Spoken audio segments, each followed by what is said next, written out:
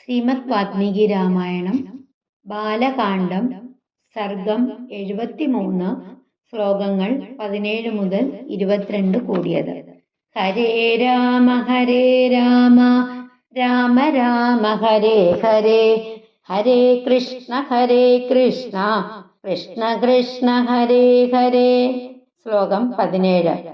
സജ്ജോഹം ത്വത്പ്രതീക്ഷോസ്മി comma വേദ്യാമസ്യാം പ്രതിഷ്ഠിതഃ അവിഘ്നം ക്രിയതാം Rajan comma കിമർത്ഥമവലംബസേ. സജ്ജോഹം തത്പ്രതീക്ഷോസ്മി വേദ്യാമസ്യാം പ്രതിഷ്ഠിതഃ അവിഘ്നം ക്രിയതാം Rajan കിമർത്ഥമവലംബസേ. സജ്ജഃ അഹം, ഞാൻ തയ്യാറായിരിക്കുന്നു. ത്വത്പ്രതീക്ഷഃ അസ്മി, നിങ്ങളെ കാത്തു നിൽക്കുന്നു.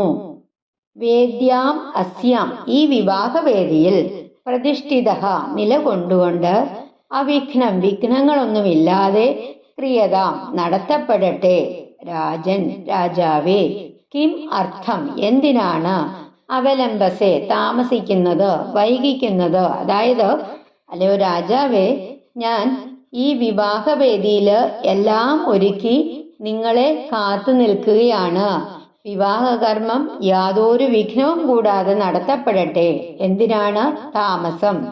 ജനകൻ വിവാഹ ചടങ്ങ് ആരംഭിക്കാനുള്ള ആകാംക്ഷയോടെ ദശരഥനോട് അഭ്യർത്ഥിക്കുന്നു. അടുത്ത ശ്ലോകം.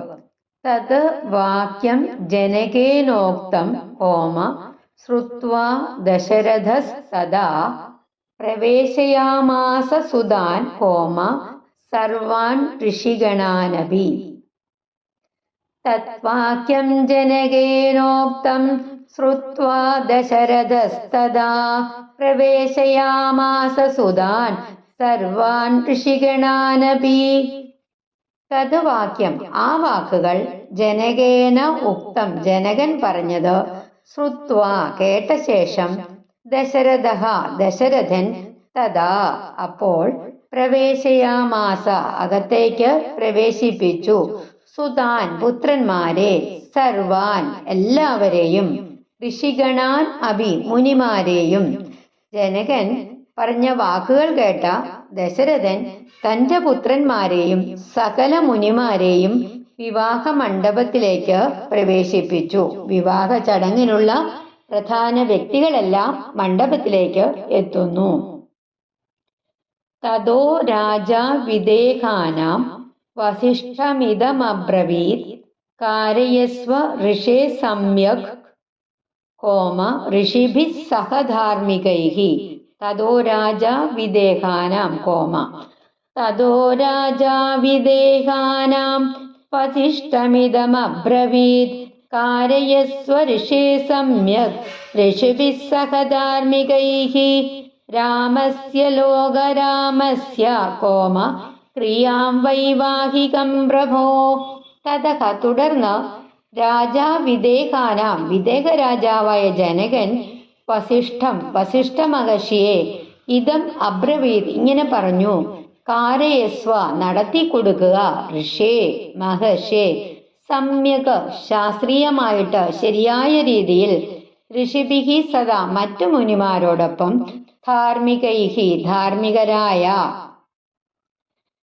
രാമസ്യ, ശ്രീരാമന്റെ, ലോകരാമസ്യ, ലോകത്തെ ആനന്ദിപ്പിക്കുന്നവനായ, ക്രിയാം വൈവാഹികം, വിവാഹകർമ്മം, പ്രഭോ, മഹാനുഭാവോ. അതായത്, തുടർന്ന് ജനകൻ വസിഷ്ഠ മഹർഷിയോട് പറഞ്ഞു, മഹർഷേ, ധാർമ്മികരായ മുനിമാരോടൊപ്പം വിവാഹ ചടങ്ങ് ശാസ്ത്രീയമായിട്ട് നടത്തി കൊടുക്കണമേ. അതായത്, ജനകൻ വിവാഹ കർമ്മങ്ങളുടെ ചുമതല വസിഷ്ഠനെ ഏൽപ്പിക്കുന്നു.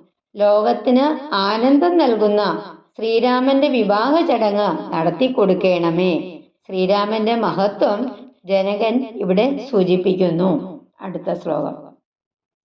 ത്വയാ ന വിദിതം കിഞ്ചിത് കോമ നാസ്തി ബ്രഹ്മവിദാംബര തസ്മാത് ത്വമേവ ബ്രഹ്മശേ കോമ അശേഷം കർത്തുമർഹസി.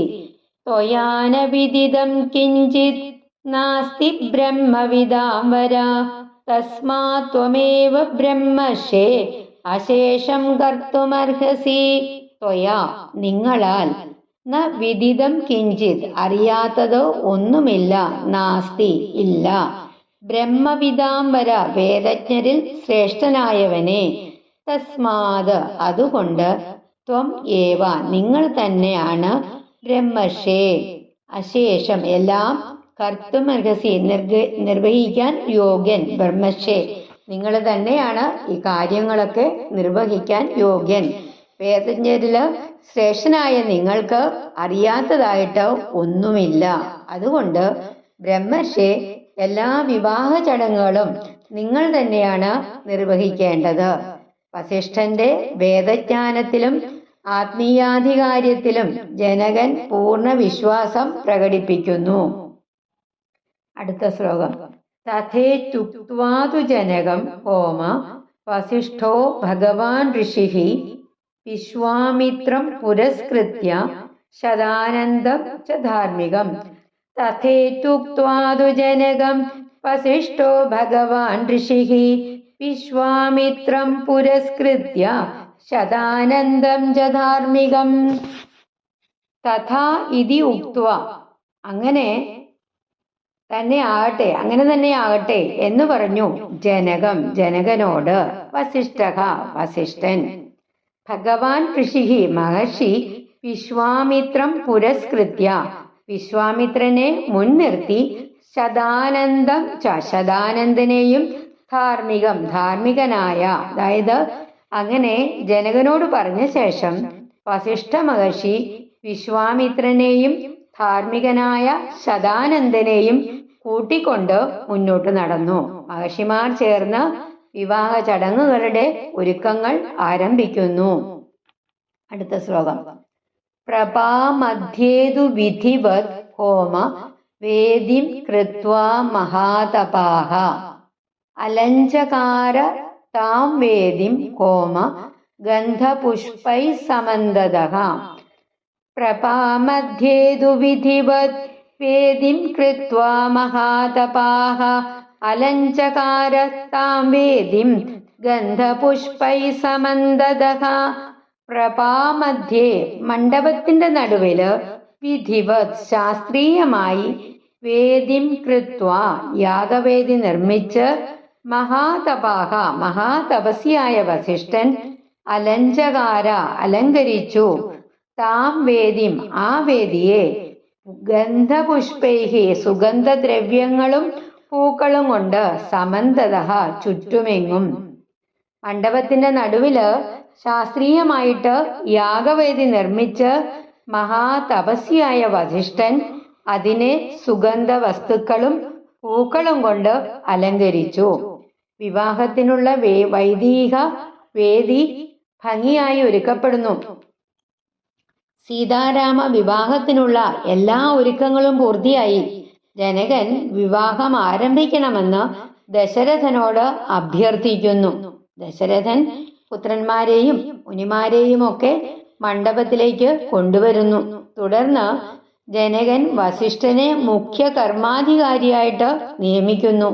വസിഷ്ഠനും വിശ്വാമിത്രനും മറ്റ് മഹർഷിമാരും ഒക്കെ ചേർന്ന് ശാസ്ത്രീയമായിട്ട് വിവാഹവേദി അലങ്കരിക്കുന്നു. ഈ ശ്ലോകത്തിൽ ശ്രീരാമ സീതാ വിവാഹത്തിന്റെ വൈദികവും ദൈവികവുമായിട്ടുള്ള മഹത്വം അവതരിപ്പിച്ചിട്ടുണ്ട്.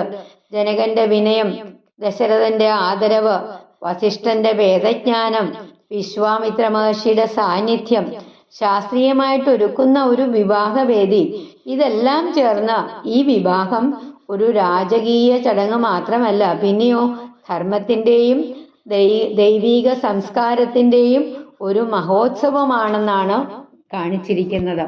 ഒരിക്കൽ കൂടെ നമുക്ക് 17 മുതൽ 22 വരെയുള്ള ശ്ലോകങ്ങൾ പാരായണം ചെയ്യാം. സജ്ജോഹം ത്വത്പ്രതീക്ഷോസ്മി വേദ്യാമസ്യാം പ്രതിഷ്ഠിതഃ അവിഘ്നം ക്രിയതാം രാജൻ കിമർത്ഥമവലംബസേ.